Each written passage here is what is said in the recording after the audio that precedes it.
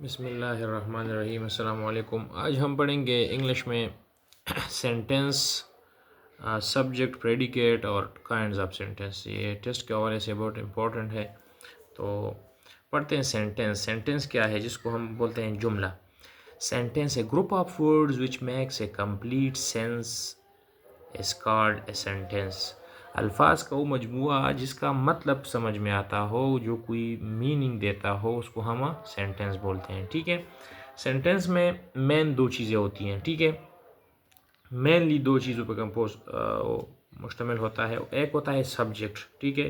The part of sentence name और thing we are speaking about is called subject. जिस जुमला, जिस चीज़ या जिस शख्स के बारे में होता है, जिस शख्स के बारे में, जिस चीज़ के बारे में जुमला बात कर रहा होता है, उसको वो उस जुमले का सब्जेक्ट होता है। ठीक है।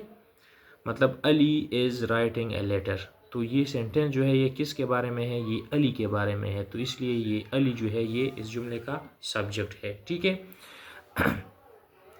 अच्छा, अगला है प्रेडिकेट। जुमले में दूसरा जो पार्ट होता है बड़ा, वो प्रेडिकेट होता है। The part which tells something about the subject is called predicate of the sentence.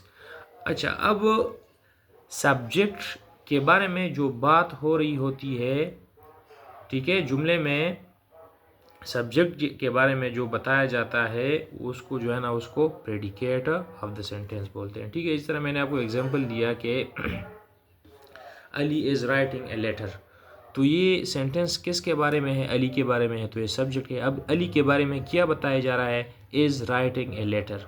Ali is writing a letter, तो इज़ राइटिंग ए लेटर जो है ये प्रेडिकेट है। सब्जेक्ट के अलावा the rest part of the sentence is called predicate. समझ आइए। इस तरह मैंने एग्जांपल दिया है, the boy is eating the meal. ठीक है।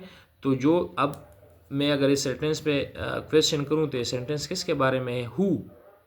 Who is eating the meal. ठीक है। तो हु का आंसर कौन क्या आएगा? बॉय। जो बॉय जो है, तो ये है, ये सब्जेक्ट है सेंटेंस का। और इस सब्जेक्ट या इस बॉय, जो बॉय है, जो इस सेंटेंस का सब्जेक्ट है, इसके बारे में क्या बात हो रही है? उसके बारे में ये बात हो रही है कि इज़ ईटिंग द मील, ये लड़का खाना खा रहा है, तो ये जो है ये प्रेडिकेट है। ठीक है। अब प्रेडिकेट में मज़ीद अगर मैं इसको आगे वो ब्रेक डाउन इसकी करूँ इस प्रेडिकेट के, तो इसमें एस जो है ये ऑक्सिलरी वर्ब है, ये हेल्पिंग वर्ब है। ठीक है। ईटिंग जो है ये मेन या प्रिंसिपल वर्ब है, जो वर्ब की फोर्थ फॉर्म यहाँ पे यूज हुई है, प्रेजेंट पार्टिसिपल। ठीक है। तो ये जो है ये मेन वर्ब है। द जो है ये आर्टिकल है, डेफिनेट आर्टिकल है, और मील जो है ये सेंटेंस का ऑब्जेक्ट है। ठीक है। तो हेल्पिंग वर्ब और ये जो ऑब्जेक्ट है, ये कलेक्टिवली क्या बनाता है? ये इससे प्रेडिकेट बनता है। ठीक है। अच्छा, याद रखिए कि subject most of the time subject जो है वो सेंटेंस के शुरू में आता है। ठीक है। सेंटेंस स्टार्ट वो सब्जेक्ट से होता है, लेकिन बाज़ टाइम ऐसा भी हो सकता है कि सब्जेक्ट ऑफ द सेंटेंस जो है वो जुमले के आखिर में आए। ठीक है। इसका एग्जांपल अगर मैं here comes the bus, here comes the bus, तो अगर आप इस सेंटेंस पे अगर आप क्वेश्चन करें कि ये सेंटेंस किसके बारे में है, हु इज़ कमिंग, ठीक है, या व्हाट इज़ कमिंग, तो कौन आ रहा है? तो बस आ रहा है। ठीक है। तो व्हाट का आंसर जो है ये आपको कौन देता है? ये बस देता है। तो ये बस जो है ये सेंटेंस का सब्जेक्ट है, क्योंकि इसके बारे में बात हो रही है। ठीक है। तो यहाँ पे बस सब्जेक्ट जो है ये सेंटेंस के एंड में आया है, तो ज़रूरी नहीं है कि सब्जेक्ट जो है वो सेंटेंस के स्टार्ट में आए। और हियर कम्स द बस, ये हियर कम्स द, तो ये है, ये प्रेडिकेट है सेंटेंस का। ठीक है। अच्छा, आगे अगर हम फिर एम्पेरेटिव सेंटेंसेस की बात करें, तो अगर मैं यहाँ पे एग्जांपल लूँ, सिट डाउन। ठीक है। तो यहाँ पे अगर आप देखें तो यहाँ पे सब्जेक्ट नहीं है। हम अक्सर बोलते हैं कि यार इम्पेरेटिव सेंटेंस में सब्जेक्ट नहीं होता। इम्पेरेटिव सेंटेंस में सब्जेक्ट होता है, लेकिन वो सब्जेक्ट जो है वो अंडरस्टूड होता है, और इम्पेरेटिव सेंटेंस में सब्जेक्ट हमेशा यू होता है, इसलिए हम इसको लिफ्ट आउट कर देते हैं, हम इसको यहाँ पे लिखते नहीं हैं। सिट डाउन का मतलब है यू सिट डाउन, मतलब यहाँ पे सब्जेक्ट जो है वो यू है, लेकिन यू हमेशा इम्पेरेटिव सेंटेंस में सब्जेक्ट यू होता है, तो इसलिए हम इसको लेफ्ट आउट कर देते हैं या हम लिखते नहीं हैं, ठीक है। अच्छा, आगे अभी आते हैं काइंड्स ऑफ सेंटेंसेस पे, ठीक है। तो जो सिंपल सेंटेंस होता है कि उसकी डिफरेंट काइंड्स होती हैं, ठीक है। इसमें नंबर 1 पे होता है डिक्लेरेटिव और असर्टिव सेंटेंस। डिक्लेरेटिव या असर्टिव सेंटेंस कौन सा होता है? A sentence that makes a statement और असर्शन। वो सेंटेंस जिसमें सिंपल स्टेटमेंट होती है उसको हम असर्टिव या डिक्लेरेटिव सेंटेंस बोलते हैं, ठीक है। ही गोज़ टू स्कूल, वो स्कूल जाता है, ये एक इस पे स्टेटमेंट दिया हुआ है, ठीक है, एक सिंपल स्टेटमेंट दिया हुआ है, तो इसको हम डिक्लेरेटिव सेंटेंस बोलते हैं। डिक्लेरेटिव सेंटेंस में ये फिर है पॉजिटिव या अफर्मेटिव सेंटेंस। डिक्लेरेटिव सेंटेंस में जो पॉजिटिव सेंटेंस होते हैं या जो सिंपल सादा जुमले होते हैं उसको हम अफर्मेटिव सेंटेंस भी बोलते हैं। और he does not go to school, ये भी डिक्लेरेटिव सेंटेंस है, लेकिन ये डिक्लेरेटिव सेंटेंस में ये नेगेटिव सेंटेंस है, ठीक है, क्योंकि इसमें नॉट आया हुआ है, ठीक है। तो एक टाइप हो गया डिक्लेरेटिव सेंटेंस और असर्टिव सेंटेंस। दूसरा टाइप जो है वो है interrogative sentence, a sentence that ask A question.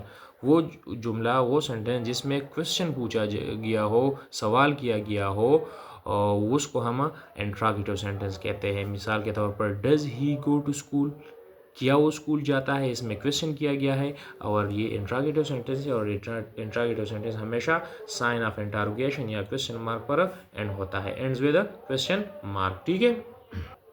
अच्छा, आगे हमारा थर्ड टाइप जो है वो है इम्पेरेटिव सेंटेंस, जिसको हम उर्दू में हुक्म या फ़िक्र भी बोलते हैं। A sentence that expresses A command, request और एडवाइस। वो जुमला जिसमें कमांड हो, ऑर्डर हो, हुक्म हो, रिक्वेस्ट हो और या उसमें कोई एडवाइस दी गई हो, ठीक है, उसको हम इम्पेरेटिव सेंटेंस बोलते हैं। इस तरह हमें पहले बताया कि सब्जेक्ट इसमें जो होता है वो लेफ्ट आउट कर देते हैं हम, क्योंकि वो सब्जेक्ट वो अंडरस्टूड होता है और वो हमेशा यू होता है, ठीक है। इसके एग्जाम्पल है गेट आउट। गेट आउट ये कमांड इसमें दिया गया है, कमांड है इसमें, तो ये इम्पेरेटिव सेंटेंस है। और दूसरा अगर please bring me a glass of water, इसमें रिक्वेस्ट है।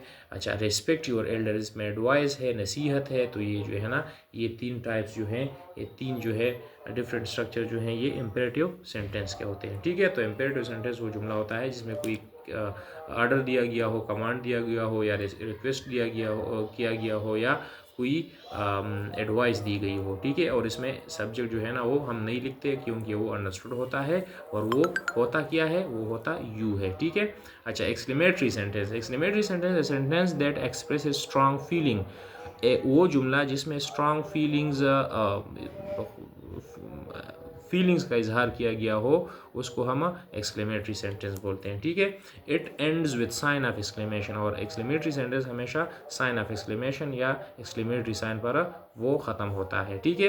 मिसाल के तौर पर hurrah we have won the match. अभी हुर्रा यहाँ पे इंटरजेक्शन यूज़ हुआ है। इंटरजेक्शन पार्ट्स ऑफ स्पीच में वो वर्ड होता है जो फीलिंग्स, खुशी या गम या फीलिंग्स या हैरानगी का इजहार हो उसमें होता है, तो उसको हम इंटरजेक्शन बोलते हैं। तो यहाँ पे इंटरजेक्शन यूज़ हुआ है तो उसके इंटरजेक्शन के बाद हम साइन ऑफ एक्सक्लेमेशन यूज़ करते हैं, ठीक है। Hurrah we have won the match, ठीक है। तो ये एक्सक्लेमेटरी सेंटेंस हो गया, ठीक है। अगर इस जुमले से मैं हुर्रा निकाल दूँ we have won the match, तो ये सिंपल डिक्लेरेटिव सेंटेंस हो गया। लेकिन यहाँ पे इंटरजेक्शन यूज़ हुआ है तो इंटरजेक्शन की वजह से ये एक्सक्लेमेटरी सेंटेंस बन गया है। हुर्रा खुशी के इजहार के लिए हम यूज़ करते हैं, ठीक है। ऐसा अगर कोई जुमला जहाँ पे इंटरजेक्शन ना हो और वो जुमला ओवरऑल हैरानगी या खुशी या गमी का इजहार कर रहा हो, तो वहाँ पे फिर हम उस सेंटेंस के एंड पे हम साइन ऑफ एक्सक्लेमेशन लगाते हैं और वो सेंटेंस होता है एक्सक्लेमेटरी सेंटेंस। इस तरह है व्हाट अ ब्यूटीफुल कार। अगर आप कोई खूबसूरत गाड़ी देखते हैं, आप कहते हैं व्हाट अ ब्यूटीफुल कार, तो इसमें हैरानगी की वो इजहार है, ठीक है। तो व्हाट अ ब्यूटीफुल कार और एंड पर जो है एक साइन ऑफ एक्सक्लेमेशन है, तो ये एक्सक्लेमेटरी सेंटेंस है, ठीक है। इस तरह how cool the day is, आज दिन कितना ठंडा है, तो ये जो है ना इसमें भी हैरानगी का इजहार है, तो ये है एक्सक्लेमेटरी सेंटेंस। तो आज हमने पढ़ा सेंटेंस क्या होता है, सब्जेक्ट क्या होता है, प्रेडिकेट क्या होता है और different kinds, 4 kinds of sentence हमने वो पढ़े। और ये टेस्ट के हवाले से बहुत इंपॉर्टेंट है, तो ज़रूर देखिएगा और अपने कमेंट और आरा से मुझे वो आगाह करते रहिएगा। Thank you for watching online learning with Tariq.